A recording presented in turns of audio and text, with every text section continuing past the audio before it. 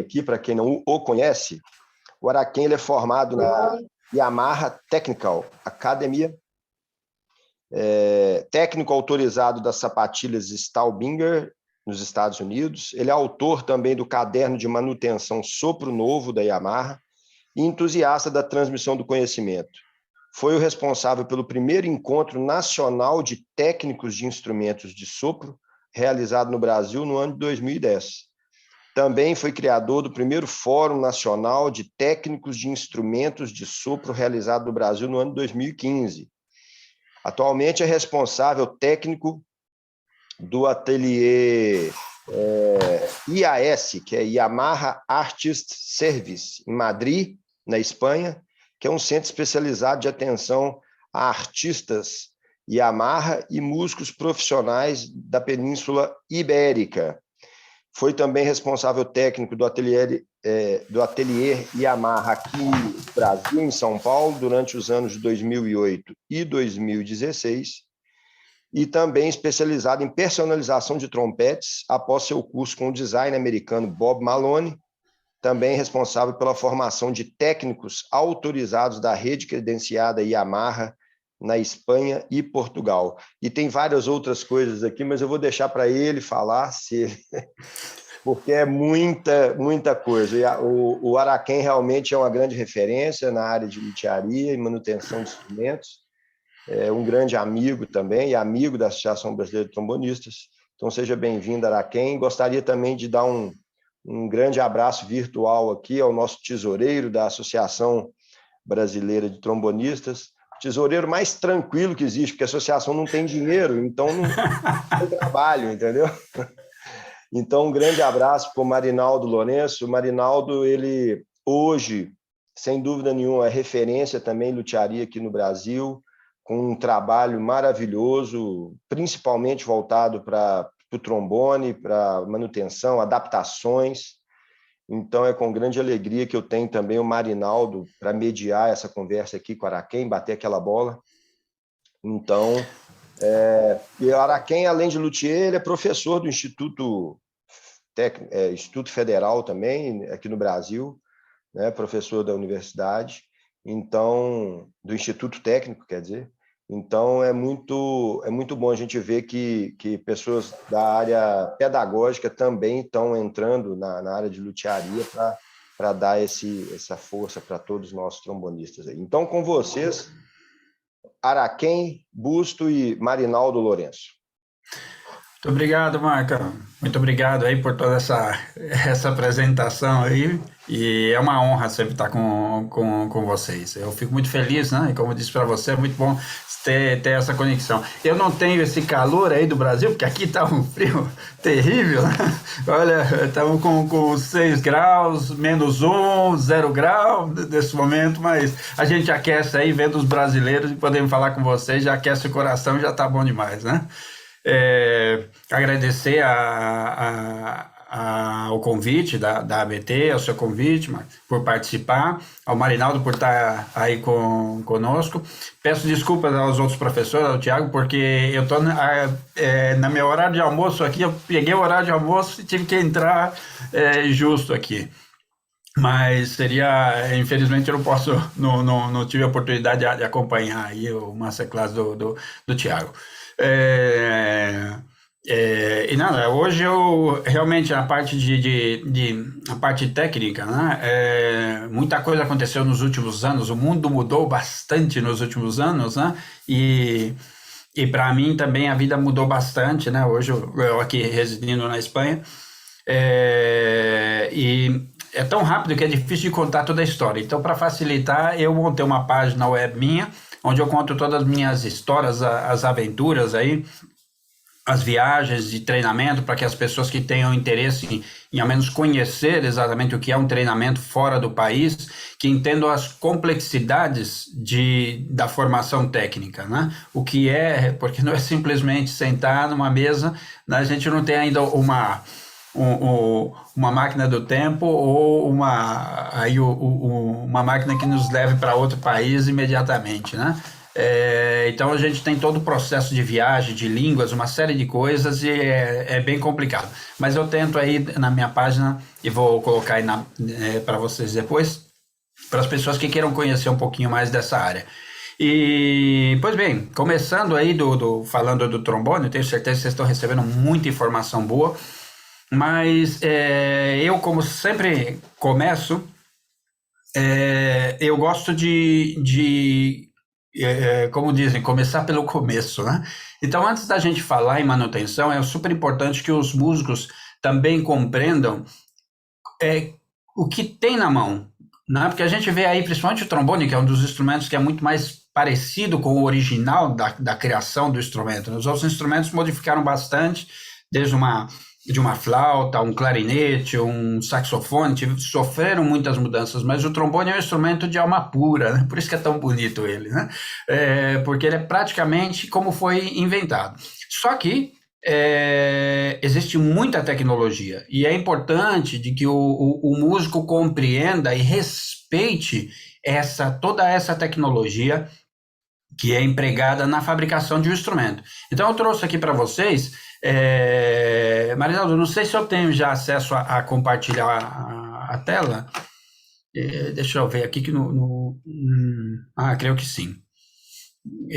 Eu vou compartilhar com vocês uma apresentação, a gente vai falar um pouquinho sobre a construção de um instrumento, vou mostrar algumas coisas para vocês, sobre a construção de um instrumento, como é feito um trombone, né, e os processos que ele passa. A gente vai falar sobre alguns pontos de que em todos esses anos aí de viagem eu vi bastante dificuldade das pessoas saberem de algumas questões sobre a manutenção e sobre a conservação do trombone, e depois a gente abre no final aí para perguntas para quem quiser perguntar, ok? Deixa eu compartilhar aqui com vocês.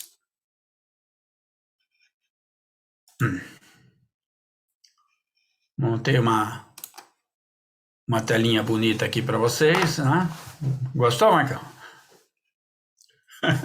Pois bem, né? Sempre muito agradecido e honrado por participar do evento, né? Então, obviamente, como eu trabalho na companhia Yamaha, eu vou dar a vocês uma visão um pouco de um fabricante que é o maior fabricante do mundo, né? Mas para que vocês compreendam tudo que vem junto com o produto. Mas, obviamente, cada fabricante tem a sua dedicação, tem a sua receita de bolo para construir o instrumento, né? E é que há de se valorizar todas essas experiências, todas essas formas de construção, independente do fabricante. Mas como eu sou da casa Yamaha, eu conto um pouco a história desse lado aqui, ok? Então, falando de produto, eu trouxe aqui algumas imagens para que vocês vejam a quantidade de informação, a quantidade de dados que trabalham os desenhadores no Japão e em todas as fábricas, em cada detalhe do instrumento, né? Para desenhar eles, provando com músicos, com artistas. Não é tão simples, né? Um tubo, corta o tubo e solda ali, já se transformou em um trombone. Tem muita pesquisa por detrás da construção de um instrumento musical, né? E essa construção, em cada linha de instrumento, em cada fabricante, ele tem uma evolução progressiva, né? Esses instrumentos não são os mesmos que foram fabricados há anos atrás. Todos os anos, cada fabricante vai trabalhando para evoluir seu produto, né? Para melhorar o seu produto. E não é diferente na Yamaha. Em cada família de instrumento tem essa evolução progressiva do instrumento. Então, uma peça de um instrumento de 10 anos atrás não é a mesma peça. Está na hora de trocar uma peça. É super importante que se veja e se coloque a original para que o instrumento se mantenha nesse projeto original, né? Aqui eu trouxe uma foto para vocês, para que vocês vejam, por exemplo. Aqui é uma medição da cristalização do metal. né? O metal, quando nós olhamos, parece completamente plano, né? E polido e perfeito. Mas quando nós olhamos com o microscópio, essa é a aparência, né? Nós vemos aqui na primeira foto, essa é a aparência de um metal, de um instrumento, de um trombone, por exemplo, né? E na fábrica, por exemplo, nós fazemos experiências com laser, pondo o instrumento para vibrar, para que nós possamos ver exatamente as frequências que esse instrumento, que essa campana vai gerar, em termos de cor, de som, inclusive, de vibração, de projeção, ou seja, é muito trabalho para deixar esse instrumento como deve ser, né? As medições são feitas com muito cuidado para que esse instrumento tenha sempre uma qualidade e uma característica sonora, né? E aí nós temos aí, eu trouxe para vocês alguns resultados, né? Onde a gente consegue ver exatamente em determinadas frequências como vibra a campana de um trombone, né? Então, por isso tem que se tomar tanto cuidado para não amassar o instrumento, né? Porque uma vez que a gente amassa esse instrumento, todo esse trabalho, toda essa estrutura, toda essa pesquisa vai por água abaixo, já não é mais o mesmo instrumento, né? E a gente fala um pouquinho mais disso um pouco mais à frente, né? Eu trouxe aqui um vídeo para vocês, vamos ver se vai rodar, não sei se vocês estão vendo bem, mas é um vídeo curto, onde demonstra a construção de uma campana, apesar de ser uma tuba, mas a de trombone, de trompete é da mesma forma, né? A construção de uma campana em duas peças, né? Então, esse é um processo super especial, mas com mais maquinária para construir essa campana do instrumento. É um processo com plasma, né? Onde gera essa conexão entre as duas peças de uma forma de que a vibração possa passar com muita qualidade, que o instrumento não perca qualidade sonora na transmissão dessa peça. Mas aí a gente vê também, né, a pessoa colocando, ele encaixa as peças ali, liga o aparelho e a máquina faz tudo, né? Essa é a parte boa da tecnologia, né? Agora tem outra forma de construir uma campana, né? Então, uma campana construída dessa forma, ela tem um custo tecnológico para se construir, mas a velocidade para se construir é mais rápido. Agora, quando nós vamos para uma campana feita à mão, artesanal, né? E por isso é bom saber o instrumento que você está comprando e como é a campana desse instrumento. Aí a gente pode ter uma ideia do trabalho que se tem para construir uma campana de um instrumento de nível artesanal e feita à mão, né? Muita gente, e já esclarecendo uma dúvida que muita gente me pergunta, se a matéria-prima de um instrumento estudante e um instrumento de alto nível é diferente. Não. No caso da companhia Yamaha, é a mesma matéria-prima, só que o processo de construção é diferente. Isso leva horas e horas, a mão de obra tem que ser especializada, tem que ser um técnico e um construtor de alto nível para fazer. E um bom braço também, né? Porque passa aí o dia inteiro martelando campana, né? Uma campana de um instrumento musical, ela recebe cerca de 2.000 marteladas à mão antes de ter a sua forma final, né? Então, por isso é importante de que se tenha bastante cuidado com a integridade da estrutura do instrumento, né? E esse processo sempre vai encarecendo aí todo o custo final de cada instrumento, né? Então, isso para qualquer fabricante, para todos os fabricantes, sempre vão ter essa diferença do custo artesanal para o custo quando entra as maquinárias. Aqui eu trouxe uma outra curiosidade também, né? Porque para as pessoas, para que vocês possam ver aí como é construído o tubo da vara do instrumento, né?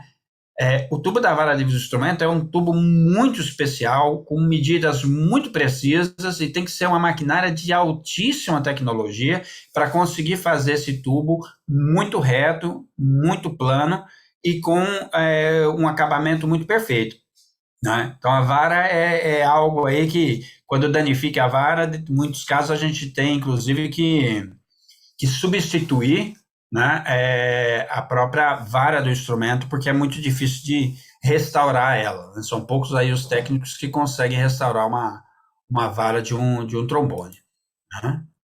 Aqui eu trouxe, a título de curiosidade também, o processo de banho, de acabado do instrumento, né? Um instrumento prateado, a gente pode ver aí, ele recebe um banho de cobre antes da prata, né? E só depois desse banho de cobre que vem o acabamento final do instrumento prateado. Então, todo instrumento prateado, seja de qual for o fabricante, ele sempre, se é prateado, ele recebe normalmente um banho de prata, de cobre por baixo, para dar mais resistência para o acabamento prateado, né? Então, sempre é uma mescla de metais que está ali, né? O latão da própria construção do instrumento, o cobre que vem por baixo da prata e a própria prata. E isso, toda essa junção de vários materiais é o que dá a característica sonora para o instrumento musical, né? E aqui é um processo de desengraxar, aqui o instrumento está no metal puro, né? Um trombone, um saxofone, um trompete, todos os instrumentos eles entram depois de soldado e polido, em um processo de desengraxar, que nós chamamos, que é uma limpeza profunda de todos os resíduos que estão sobre o metal, e só depois que ele está perfeito, limpo, brilhando, sem nenhum risco, olha a máscara que o cidadão aí tem que usar para estar dentro dessa câmara aí, cuidando do acabamento de um instrumento musical, né? Então, só depois disso é que o instrumento vai para o processo de laqueação, né? E aí vai ser laqueado. Então, é importante que a gente saiba que a cor que nós vemos no instrumento é a cor do metal, o que tem por debaixo desse verniz. E o verniz é um verniz transparente. Na grande maioria dos casos, é um verniz transparente. Então, é uma película e tem que cuidar dela, né? Porque se aparece o metal, se nós riscarmos esse verniz ou perdermos ele, por falta de manutenção, de limpeza, o metal automaticamente vai escurecer, né? Até aqui, se alguém tiver alguma dúvida, pode ir anotando aí, a gente repassa no final, acho que é mais fácil, a gente repassa no final aí, né? Mas se tiver alguma dúvida até esse momento de construção, alguma pergunta, alguma curiosidade sobre a construção do instrumento, também pode perguntar. Se eu souber, eu respondo. Se não souber, eu busco a informação e mando para vocês depois. Não tem problema não, que a gente não sabe tudo, né? Pois bem, além da construção de um próprio instrumento musical, isso é um outro ponto muito importante, onde entramos nós, né, os técnicos, né?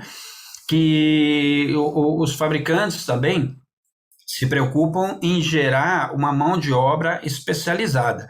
Como eu disse, eu falo no caso da Yamaha, porque eu trabalho nessa companhia, então eu posso dizer o que passa dentro, né? Que é uma peça muito importante. Você pode ter um instrumento de muito boa qualidade, mas esse instrumento estar em péssimas condições. Então, não será um bom instrumento, né? Lá na academia no Japão, eles sempre dizem, um bom instrumento em más condições é um mau instrumento. O mau instrumento em más condições é um mau instrumento. Agora, um bom instrumento em boas condições é um bom instrumento, soa como um bom instrumento. E o mau instrumento em boas condições continua sendo um mau instrumento, né? Então, a manutenção é um ponto, um divisor de águas para quem quer provar um bom instrumento, né? O instrumento tem que estar com uma boa manutenção, né? Porque se o instrumento não é bom, ele não foi bem construído, independente da manutenção, ele não vai funcionar, ele não vai soar como deve soar, né? Então, nesse caso, a companhia Yamaha tem no Japão, a academia que o Marcos comentou no início, a academia onde eu me formei no Japão, onde nós formamos ali técnicos para vários países dentro da academia. É o único fabricante que tem uma academia para formar técnicos, né, e com um diploma, né, dessa formação técnica. E o meu trabalho, né, eu me sinto muito feliz por esse trabalho, porque meu trabalho é ter sido formado ali e continuo ainda em processo de formação contínua, né? E transferir esse conhecimento para outros técnicos no máximo de país que eu possa trabalhar. Então, eu tive a felicidade de estar aí na Colômbia várias vezes, no Brasil de 2010 a 2016, nós fizemos vários encontros e treinamentos, e agora minha missão continua aqui para Portugal e Espanha, né, formando os técnicos na Europa, e para mim é uma grande honra, né, representar o país, o Brasil, aqui como técnico e como professor aqui, para técnicos que já trabalham há tanto tempo, e a gente poder compartilhar conhecimento. Então, a missão é sempre muito, muito dura, muito árdua, mas é boa, é gostosa, a gente gosta disso, né? Então, esse é um passo muito importante, um investimento muito grande que existe dentro do mercado por detrás do instrumento musical, né?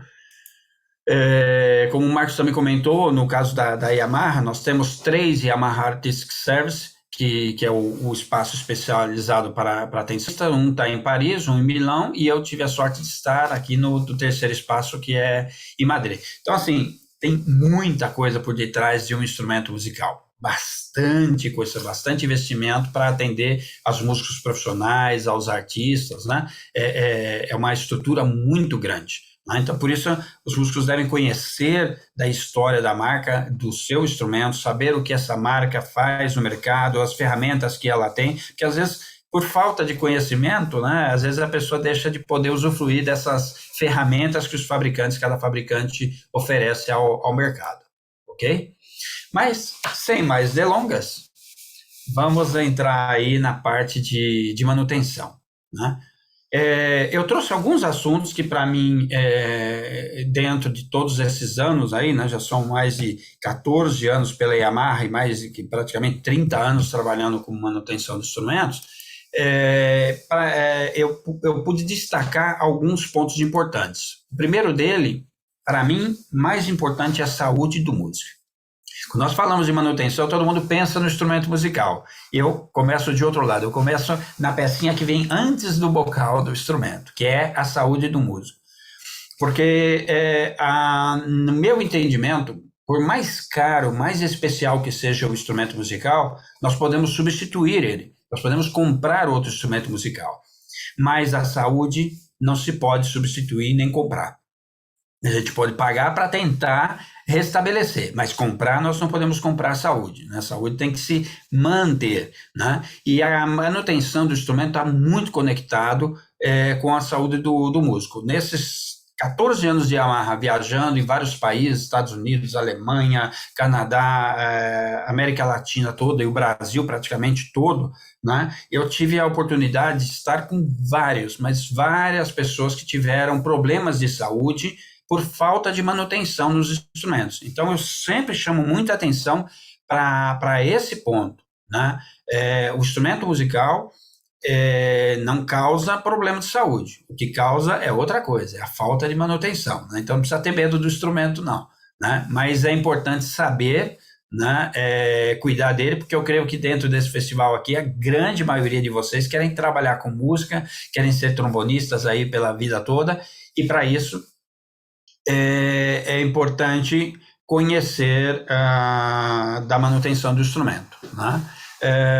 Eu vou citar um caso rapidamente aqui, inclusive de trombone. Eu tenho de vários instrumentos, vou citar um de trombone. Eu tive num festival na Bahia, e contando essas coisas sobre problemas de saúde derivados da falta de manutenção, um trombonista que estava no evento me disse: Araquém, eu tive esse problema. Eu falei, ele falou, realmente, como você disse, a falta de manutenção, quando o instrumento tem fungos, bactérias dentro do instrumento, e nós vamos explicar por que isso é transferido para o corpo, isso pode afetar a parte respiratória, e o músico pode ter dor de cabeça, falta de concentração, falta de ar, ter mau hálito, uma série de sintomas, né, que vêm desses problemas no instrumento. E ele contou para mim no evento que ele teve esse tipo de problema e de que ele foi no médico. E o médico perguntou para ele, era de uma cidadezinha pequena, né, disse, o que você faz da vida? Ele falou, eu estudo. Aí o médico olhou para ele, desse tamanho, com essa idade, você só estuda? Não, você tem que fazer alguma outra coisa, porque só estudar eu duvido que você só estuda. E aí ele riu e falou, eu toco trombone. Né? Você toca trombone? Sim. O médico olhou os sintomas, falou para ele, era um senhor, um médico já de idade bastante avançada. Ele falou, então, volta para tua casa e lava seu instrumento. E o trombonista ficou super bravo, né? Falou, mas tá me chamando de quê, né? De porco, que eu não sei cuidar do meu instrumento? Saiu bravo, voltou para casa, mas mesmo assim ele lavou o instrumento. Passou a limpar, lavar o instrumento, e aí ele contava para a gente no evento que a partir do momento que ele passou a lavar o instrumento dele, todos os problemas que ele tinha, de dores de cabeça, dor de estômago, falta de concentração, desapareceram todos, e que o médico realmente estava certo. Só não explicou para ele por quê, mas deu aí para ele o remédio na dose certa, né? Então, para que vocês tenham para que vocês tenham aí essa noção da importância da conservação do instrumento, ok? O desenvolvimento musical também está conectado. Quando nós fazemos evento presencial, eu pego junto com uma pessoa, peço para ele tocar o instrumento, fazemos uma manutenção básica e essa pessoa volta a tocar exatamente o que tinha tocado. A projeção sonora melhora, a qualidade sonora melhora e o desempenho desse músico, partes difíceis de tocar, ele consegue fazer com muito mais facilidade quando o instrumento está com boa manutenção, né? Então, o desenvolvimento musical também depende disso. Se o instrumento está com má manutenção, a pessoa não sabe se é ele que precisa estudar mais ou se é o instrumento que não o possibilita tocar melhor. Tá? Então, para mim, esses são os dois pontos principais na questão da manutenção do instrumento. Obviamente, essa expressividade musical, com essas duas primeiras ferramentas, o músico pode ter uma expressividade musical muito mais rica, né? Tocar com muito mais beleza, muito mais qualidade e, como dizem aqui os espanhóis, desfrutar, né? Aproveitar da música com mais qualidade. Tá?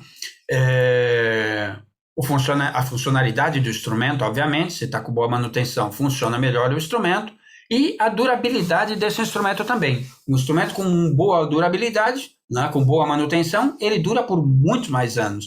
Eu tenho casos, por exemplo, de instrumentos, principalmente instrumentos de sapatilha, que a gente vê muito claramente, né, saxofone, clarinetes, pessoas que não fazem manutenção, o instrumento com um ano e meio, precisa mudar a sapatilha, precisa fazer um monte de coisa no instrumento. E encontramos instrumentos de músicos que fazem a manutenção como pede o manual, e o instrumento tem 10 anos e parece que foi comprado há 2 meses, de tão perfeito que está o acabamento, a estrutura do instrumento, né? Então, se você gosta do seu instrumento e quer tocar ele por muito tempo, então mantenha esse instrumento bem conservado, ok? Pois bem, para ajudar nesse processo todo, eu tenho aí um trabalho, né, que diferencia a informação e a formação. Porque muitas vezes, né, a mesma coisa, nós vamos para a universidade ou vamos para qualquer uma biblioteca. Se nós entramos numa biblioteca, tem inúmeros livros. E nós podemos ler o livro inteiro, inclusive, né? Mas não significa que nós vamos conseguir absorver esse conhecimento. Ele precisa, né, essa informação, nós precisamos de uma formação. Para isso estão todos os professores aí de trombone aí no festival, né? Porque além da informação, dos métodos, nós precisamos da formação. Então, na parte técnica e de manutenção, não é diferente, né? Isso também deveria estar dentro da grade de ensino de vocês. E para isso, a Yamaha, eu tive a honra de participar desse projeto da Yamaha, né, da criação do caderno de manutenção, que foi o primeiro livro de manutenção editado por uma grande editora no país, pela Irmãos Vitale. E esse caderno, ele visa passar os dados básicos de conservação e cuidados com o instrumento musical em detalhes e de todas as famílias. Então, é um material que eu aconselho a vocês, quem quiser comprar aí no Brasil, está disponível em livraria, se pode pedir, em algumas lojas também vendem, que explica, né, muito claramente, né, por exemplo, a forma de montar uma vara, a forma correta e por que a vara tem que ser montada dessa forma, né, no caso de uma vara de trombone. Mas, por outro lado, eu tenho um trabalho que é meu, pessoal, que é de formação, né? Eu criei uma página web E eu dou para pessoas que têm esse material, que compram, adquirem o caderno de manutenção, uma formação, né, uma mentoria. Durante o ano eu já comecei a fazer algumas, esse ano já tive 2, para ensinar o músico ou o técnico a utilizar esse caderno de manutenção como um material didático e compreender, né, digamos, decifrar o que está escrito ali, né? Porque às vezes a gente tenta escrever sempre da forma mais clara, mas muitas vezes ficam dúvidas no ar. Então, o meu trabalho é dar essas mentorias para que as pessoas possam aprender a utilizar, tirar dúvidas não só sobre o que está no caderno, mas outras dúvidas que estão fora disso na área de manutenção. E essas mentorias são completamente gratuitas. A única coisa que a pessoa precisa ter é o material, né, didático, que é o caderno de manutenção. Uma vez que você tenha, pode participar de quantas mentorias quiser. Então, aí eu coloquei a minha página, né, que é araquembusto.com.br, e vocês podem entrar, se inscrever. Quando sair uma mentoria dessa, vocês já recebem no e-mail de vocês, e é só se inscrever, a gente se conecta e tenta passar o máximo de conhecimento para vocês. É uma forma de retribuir, de estar junto com vocês. Eu tenho pessoas que nos acompanham aqui da Espanha, América Latina, Brasil principalmente, e é sempre muito bom uma troca de informação entre todos, né? Então, porque obviamente em 2 horas aqui a gente não consegue abordar tudo e todas as dúvidas e atender a todos, então eu criei esse canal para poder estender esse apoio a todos vocês, ok? Pois bem, vou falar de alguns pontos, como eu disse, que são importantes para mim, porque eu sei que estão conectados com a qualidade sonora do instrumento e o resultado final, e uma delas já começa no bocal. A gente já falou do músico, né? Tem que cuidar do instrumento para manter a saúde. Agora a gente vai para o bocal. O bocal é super importante, né? Se a gente tem a borda, e eu coloquei copo aí, mas é o copo, né? E o copo danificado, ou seja, a taça, a parte interna do instrumento está danificado, isso possivelmente vai impactar no resultado final do som do instrumento, inclusive em harmônicos, né? Além de que um alerta para vocês: os bocais, quando perdem o banho na borda, o metal fica exposto, e o latão, ele é uma mistura de vários metais, e dentro desses metais também tem chumbo. E não é bom que se tenha o contato, é uma proporção mais pequena, não é chumbo puro, mas não é saudável que se tenha o contato desse material direto com a boca, né? Então, se o bocal perdeu o acabamento, é importante mandar refazer esse acabamento ou trocar o bocal. Eu não aconselho que a pessoa toque o bocal que já perdeu o acabamento e que tenha o contato direto com a pele. Eu mesmo tenho bastante sensibilidade, hoje eu me arrisco um pouco mais aí com a flauta, mas antes eu tocava tuba e toquei trombone também no exército, e quando eu tocava com um bocal que não tinha acabamento, que a gente ficava, né, há 20 anos atrás, 25 anos atrás aí, a gente, né, já tem que fazer conta, a gente vai ficando velho e já tem que começar a fazer conta. Peraí, deixa eu ver quando é que eu tocava esse instrumento. Mas machucava toda a área da minha boca só por não ter o acabamento do bocal, né? Então eu aconselho vocês aí, por uma questão de saúde da pele, não utilizar bocal que não tem esse acabamento, ok? Se o tubo internamente está sujo, compromete completamente o fluxo de ar do instrumento. E eu trouxe um exemplo aí que vai deixar bem claro para vocês não esquecerem disso. E acontece demais a borda do bocal amassada. E as pessoas pensam, não, é só um amassadinho. Não é só um amassadinho. O ar entra de uma forma muito especial e muito específica dentro do instrumento. E qualquer alteração nessa passagem de ar vai alterar o fluxo interno, ou seja, já entra errado no instrumento. A gente não pode esperar que saia certo, né? Algo que já começou errado, né? Então, se a gente quer uma qualidade sonora boa, um fluxo de ar bom, uma sensação boa ao tocar o instrumento, esse fluxo de ar tem que entrar perfeito no instrumento. E se amassou, não tem problema, acontece. Mas nós temos que levar a um técnico, olha bem, levar a um técnico para tirar o amassado. Porque muita gente tenta aí desamassar e acaba danificando mais o instrumento. Tá? Então é importante levar para um técnico especializado para desamassar, né, essa saída e deixar perfeito aí o bocal. Ok? De vocal a gente pode passar aí horas falando de vocal, porque tem muito assunto sobre vocais e muitas dúvidas sobre vocais, inclusive, mas é uma peça extremamente importante para os músicos. Se tiver tempo eu faço um comentário aí e vou pedir para alguém fazer uma prova para a gente escutar e o músico tocando e a gente sentir a diferença só num pequeno detalhe no vocal. Mas vamos lá em frente. Né? Bom, aqui o exemplo, olha que maravilha. Né? Conseguem ver aí a foto? Essa foto, eu tirei ela, foi a minha mão, no evento aqui na Espanha, com uma criança tocando com esse vocal. Né?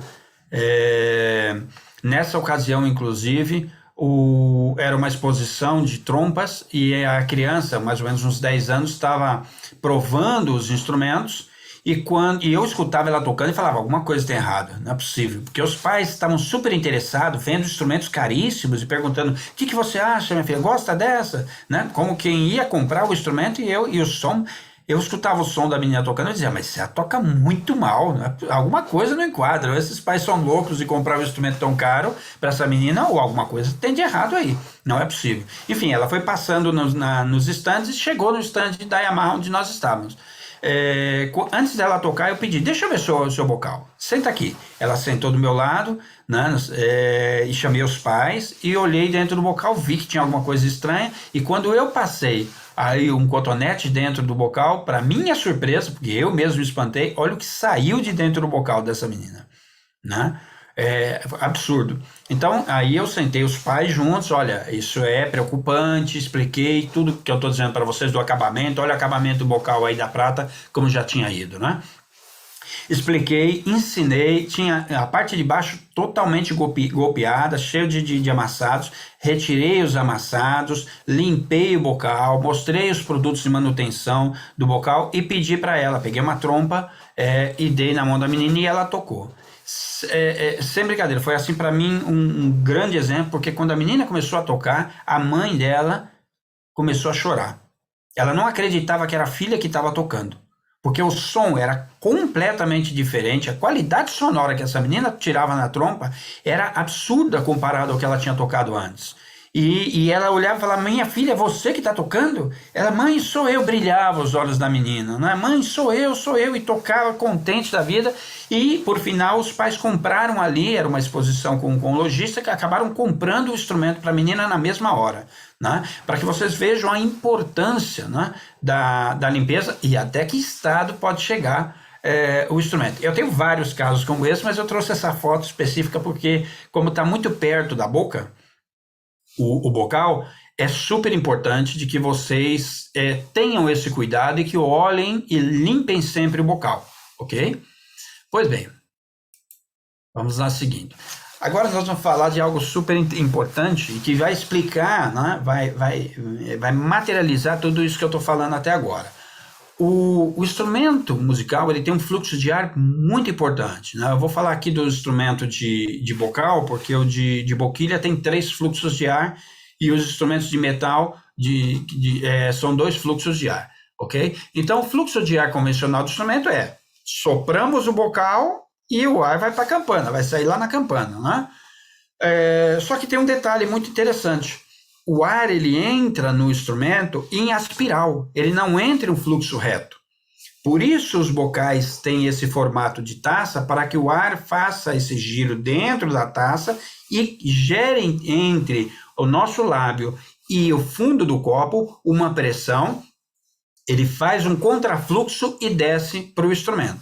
né? Então ele vai descer em uma espiral para dentro do instrumento. E esse ar em espiral tocando a parede do instrumento faz com que o metal vibre, né? Tanto que nós não precisamos dar um golpe de língua no instrumento. Se você coloca o bocal e simplesmente vai soprando, quando o ar encontra esse fluxo, o instrumento soa ao mesmo tempo, né? O golpe de língua é para fazer isso instantâneo, mas se nós não dermos o golpe de língua, o instrumento vai soar. Ele não soa de imediato porque tem a pressão exata e a forma exata de passar, mas quando tudo isso se encaixa, o instrumento soa, né?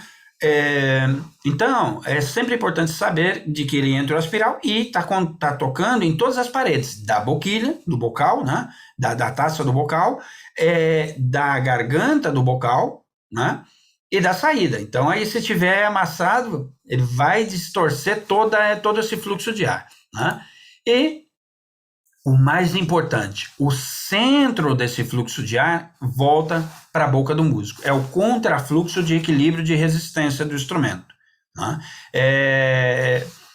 Não vou pedir para responder, mas eu tenho certeza absoluta que alguém e muita gente vai se identificar, né? Quantas vezes nós pegamos o instrumento de outra pessoa, ou um instrumento que está parado há muito tempo, nós pegamos o nosso bocal, encaixamos no instrumento e sopramos o instrumento. E quando a gente sopra o instrumento, a gente sente aquele ácido, aquele gosto ruim na língua que demora aí horas para sair, né? Por quê? Porque tudo que está lá dentro do instrumento, aqueles fungos, aquela bactéria, aquele ar, né, que foi gerado dentro do instrumento, quando nós sopramos, o centro dele volta para a boca. E nós sentimos automaticamente na língua isso, né? Tanto que instrumentos de pistão, por exemplo, dependendo do tipo de óleo que se coloca no pistão, o músico sente na boca. Por isso tem que pôr óleo de boa qualidade nos instrumentos, porque isso volta, esse contrafluxo volta para a boca, né?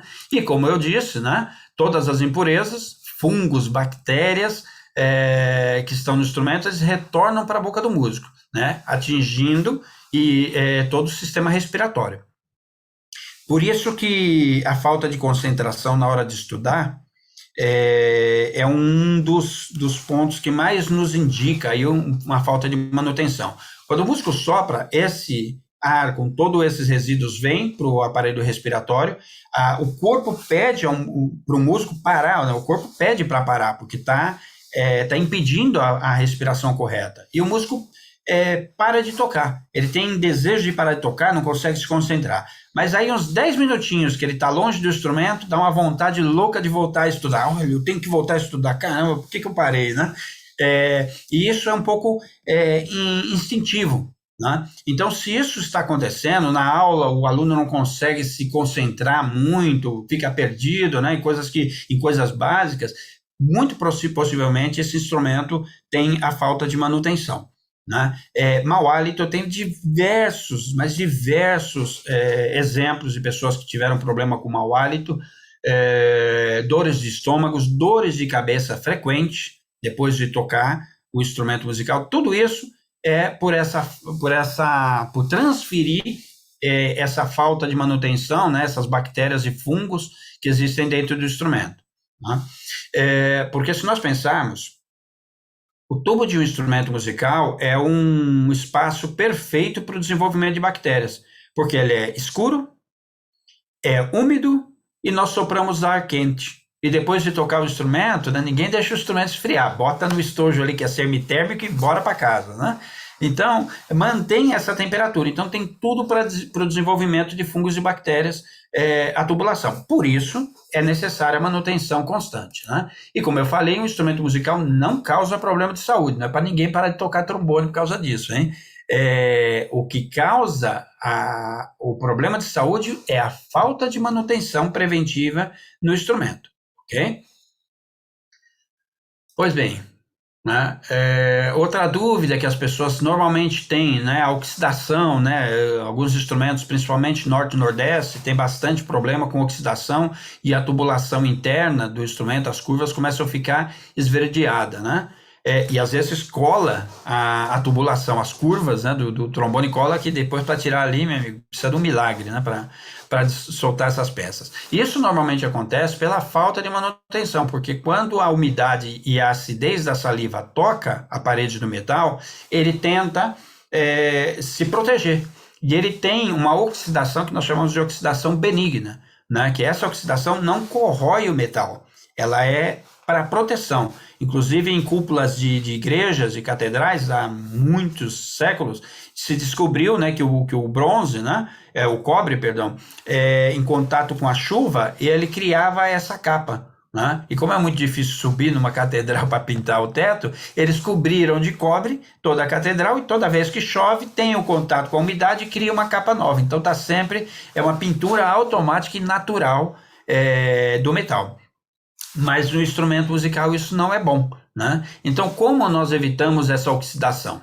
Né? Que obviamente quando no caso do instrumento musical nós temos aí a complexidade da saliva do músico, que é ácida e está mesclado com essa oxidação, né, que é essa capa verde, e começa a comer o instrumento de dentro para fora.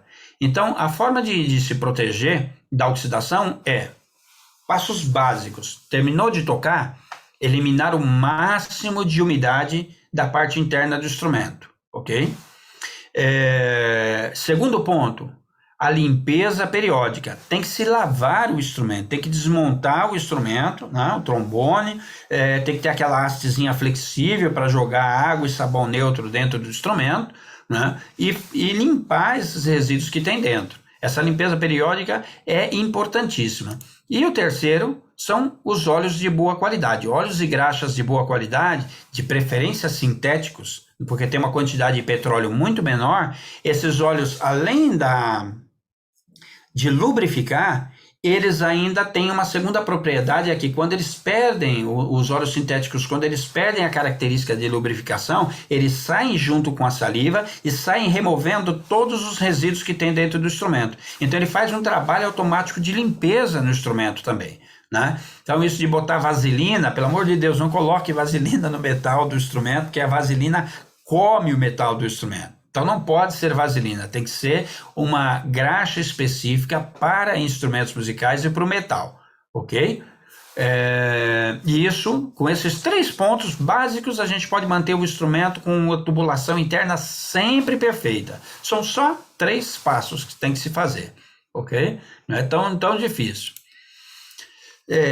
Os instrumentos de rotor, é uma outra dúvida, porque quando eu viajo sempre, eu pergunto para as pessoas quantos óleos necessitam um rotor, né? E as pessoas, bom, eu tenho um aqui. E alguns ainda dizem, eu uso um óleo de pistão aqui do meu amigo que tinha um a mais e eu coloco.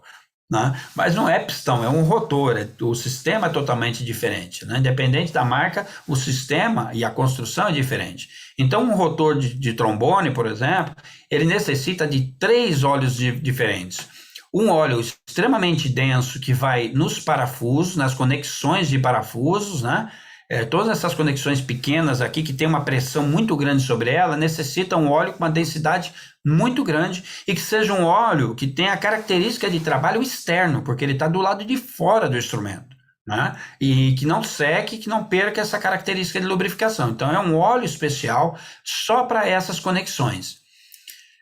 Um segundo óleo que é colocado na parte superior e inferior do eixo, que ele tem uma densidade diferente, porque o rotor ele é fixo em 2 eixos, no superior e inferior, e esse eixo impede de que o rotor se movimente e toque a parede da camisa. Então, diferente de um pistão que está roçando, né, que está tocando a camisa do pistão todo momento, o rotor não, ele está fixo aqui. Então, esse eixo superior e inferior recebe uma pressão muito forte e tem que receber esse óleo especial com a densidade específica para o rotor, né? E o terceiro óleo é o que vai dentro da camisa mesmo, né? E ele não é para lubrificar essa parte. Esse óleo, a função dele é diferente, é para não deixar que nada se pegue na camisa, porque como ele está fixo em 2 pinos, se tiver qualquer sujeira entre a camisa e o rotor não se move. Então ele vai travar, automaticamente ele vai travar. E o rotor óleo é um óleo que faz uma limpeza e uma manutenção constante na parte interna do rotor. Ok? Então o rotor de qualquer marca, essa desse desenho, essa é a melhor receita. Muitos rotores que nos festivais a gente encontra fazendo um ruído imenso, quando a gente põe os 3 óleos, automaticamente o rotor fica silencioso, né? Porque cada tolerância ali está coberta com esse óleo, ok? E isso é um problema que eu sempre vejo que muitos músicos têm dúvida, que também está no caderno de manutenção, né? As graxas de bomba, a gente já está terminando aqui para as perguntas, né? Mas as graxas de bomba também, muita gente me pergunta, porque normalmente tem 3 tipos, né? Tem uma que é um potinho, né? Tem uma que parece um batonzinho, que é mais grossa, e agora também tem o gel, né? Alguns fabricantes fazem gel, né? E para que servem? Se todas elas são slide grease, né? Ou seja, graxa de tubos deslizantes, né? Esse tubinho redondo aqui, que é aquela mais pastosa, ela é para temperaturas baixas, né? Normalmente para climas mais frios, você pode utilizar ela e ela funciona muito bem. No caso dessa embastão, para temperaturas altas, norte, nordeste do Brasil, caso de temperaturas mais altas, utilizando essa embastão, ela dura muito mais tempo, né? E a gel, ela funciona bem nas 2 temperaturas, né? Depende muito de provar, porque tem que se ver exatamente o encaixe da peça, a tolerância, se já perdeu metal ou não, mas o gel é um tipo de graxa também que funciona muito bem, principalmente para instrumentos novos, ok? E olha só, tá vendo? Já não foi muita coisa aí, né? Aqui a gente já abre aí para dúvidas e perguntas, né? Quem tiver. Minha conexão estava ruim.